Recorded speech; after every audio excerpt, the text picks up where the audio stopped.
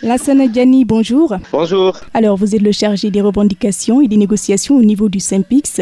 Les journées de concertation sur le secteur de la communication, initiées donc par le ministère en charge de la communication. Qu'avez-vous retenu jusqu'ici? Alors, d'abord, il faut saluer l'initiative du ministère de la Communication de réunir tous les acteurs du secteur des médias pour afin de discuter sur les problématiques que rencontre le secteur. Ça, c'est une initiative à saluer.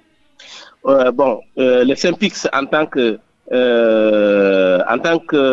je dirais, un membre clé du secteur qui est en charge des questions sociales des travailleurs des médias, est d'autant plus satisfait de cette initiative, mais il a des préoccupations fondamentales qu'il a soulevées lors de cette rencontre au niveau initié par le ministère. Il s'agit de mettre en lumière un tableau très sombre qui est aujourd'hui qui représente le secteur des médias, qui est notamment impacté par des licenciements massifs, des salaires impayés, d'absence de couverture médiatique, de couverture sociale, j'allais dire, maladie. C'est cette situation aujourd'hui qui a créé une démotivation profonde et entraîné une fuite de compétences dans le secteur. Ce paysage aujourd'hui est marqué par l'exode silencieux du secteur qui a un désenchantement républicain et un affaiblissement du devoir de l'information. Face à cette situation d'immobilisme, l'immobilisme n'est d'ailleurs plus neutre. Il devient complice quand on ne lève pas la voix pour dénoncer ces situations-là. Alors, le thème retenu est intégrité de l'information, régulation, gouvernance économique et cyberespace. Comment trouvez-vous ce thème? Oui, le thème est d'actualité aujourd'hui. Il est d'actualité parce qu'on on fait face à une mutation même de notre secteur avec l'arrivée de plusieurs technologies. Aujourd'hui, on parle de l'IA.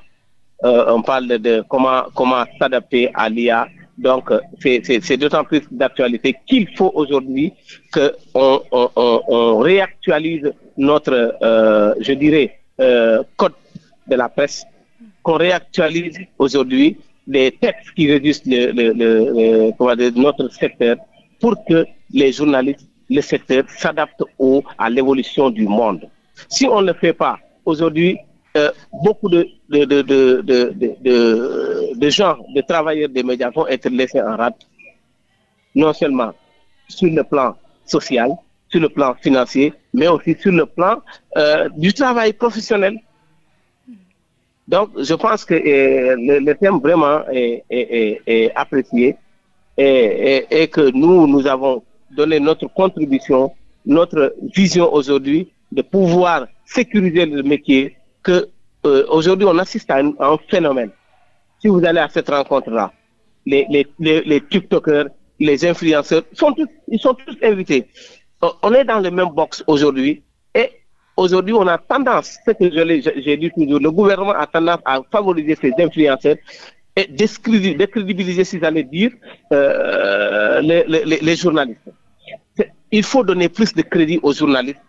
Si on voit tous ces problèmes-là que les journalistes rencontrent, on n'a pas formalisé notre secteur afin de protéger les journalistes. Si on assiste à des fausses informations, on a donné plus de crédit à ces influenceurs qui ne maîtrisent même pas les jargons, qui ne maîtrisent même pas la profession du journalisme, qui est fondamentale pour une démocratie. Si aujourd'hui, nous n'avons pas de presse outillée, nous n'avons pas de journalistes outillés qui vivent dans des conditions précaires. Donc, il faut dire que notre démocratie est en danger. Et c'est là, je fais un clin d'œil au patronat même de la presse, qu'ils, eux aussi, doivent prendre leurs responsabilités, mettre leurs journalistes dans des conditions de travail meilleures en appliquant la convention. C'est vrai que là, actuellement, la conjoncture est difficile, mais au temps où la conjoncture n'était pas difficile, ils n'ont pas pensé à cela. Aujourd'hui qu'ils pensent, je pense que c'est le moment aujourd'hui de pouvoir mettre leurs journalistes dans des conditions de travail et que le gouvernement aussi déteste la somme qu'il doit octroyer à ces organisations de presse pour qu'ils puissent souffler et justement mettre leur travail dans des conditions pour le bien et l'intérêt du Sénégal. Parce que quand on parle de patriotisme, on doit avoir des journalistes patriotes qui doivent faire un travail un travail de titan pour la démocratie du Sénégal. D'ailleurs, Habibou Dia, directeur de la communication et représentant du ministre de la Communication, des télécommunications et du numérique, a salué l'engagement collectif. Oui, l'engagement collectif, oui, je pense que tous les acteurs ont été représentés, le patronat, toutes les organisations fêtières et également la société civile. Tous ces acteurs ont été représentés et c'est des discussions vraiment intéressantes, oui, que nous avons eues pendant ces concertations qui se poursuivent.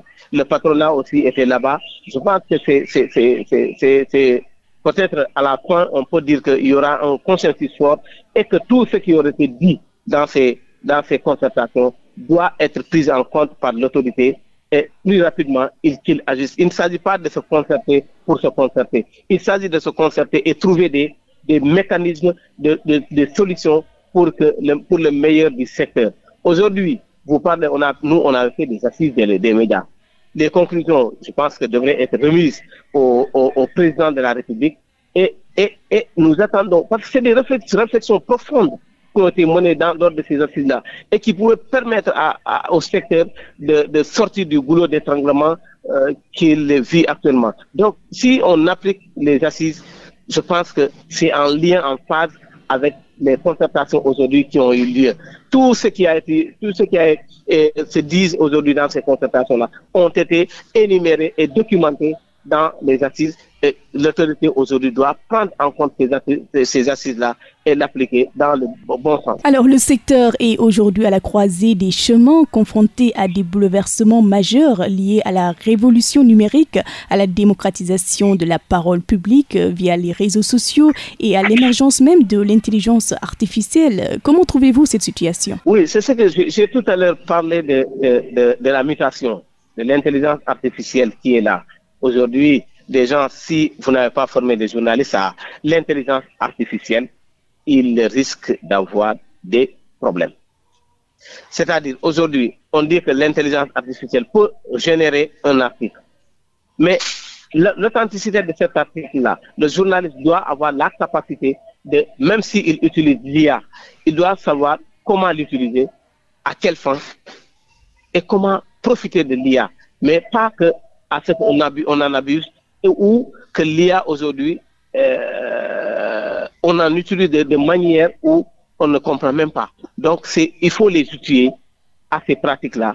C'est une mutation et que les organisations de presse, les entreprises aussi, doivent outiller. Il ne faut pas qu'on attende tout de l'État aussi.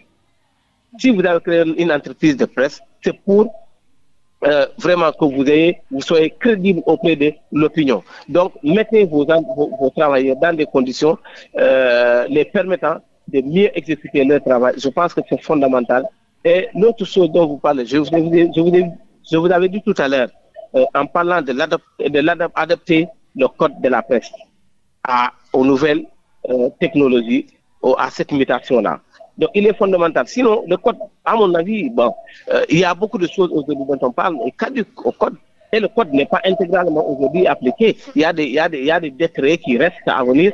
Donc, il faut revoir ce texte et rajouter certaines choses aujourd'hui avec l'évolution du numérique pour que vraiment que demain, il n'y ait pas de problème et que le Sénégal ne soit pas en retard.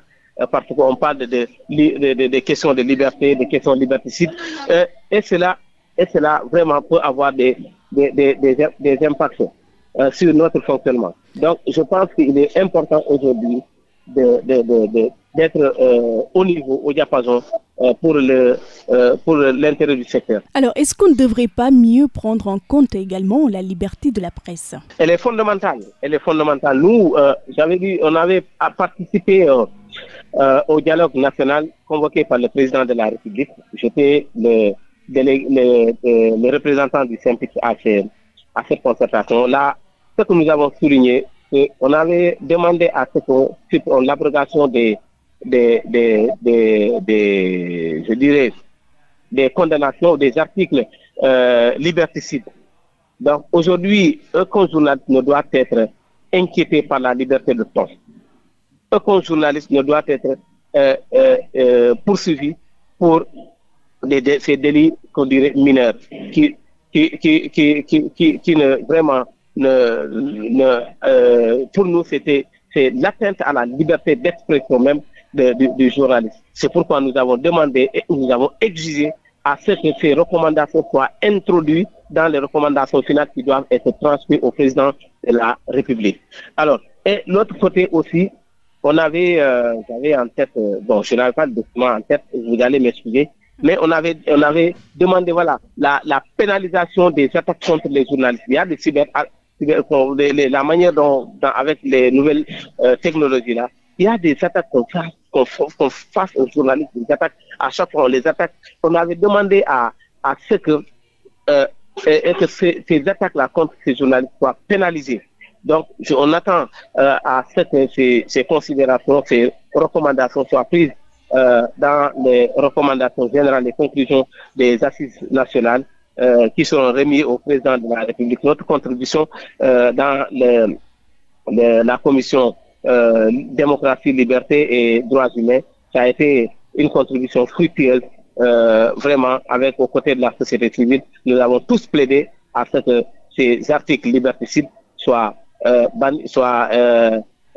enlevés du code pénal. Lansana Diani, en tout cas, merci d'avoir accepté d'être notre invité de la matinale. Je rappelle que vous êtes le chargé des revendications et des négociations au niveau du SYNPICS. Merci surtout pour votre disponibilité. Je vous en prie.